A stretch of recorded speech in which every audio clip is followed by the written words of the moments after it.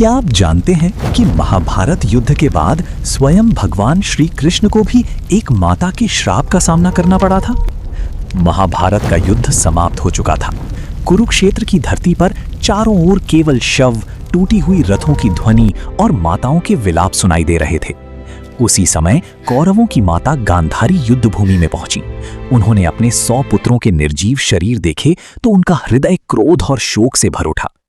गांधारी जानती थीं कि श्री कृष्ण चाहते तो ये युद्ध रोक सकते थे, लेकिन उन्होंने ऐसा नहीं किया। वे श्री कृष्ण के सामने आईं और कांपती हुई आवाज में बोली, हे माधव, जिस प्रकार मेरा वंश समाप्त हुआ है, उसी प्रकार एक दिन तुम्हारा यदुवंश भी आपस में लड़कर नष्ट हो जाएगा। गांधारी के मुख से निकला ये श्राप सुनकर वहां उपस्थित सभी लोग स्तब्ध रह गए। लेकिन श्री कृष्ण मुस्कुराए और बोले, माते, आपका श्राप भी इस संसार के कल्याण का मार्ग बनेगा। जब अधर्म बढ़ता है तब विनाश आवश्यक हो जाता है। समय बीतता गया।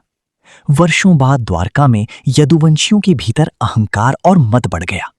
एक दिन छोटी सी बात पर उनमें भयंकर युद्ध छिड़ गया।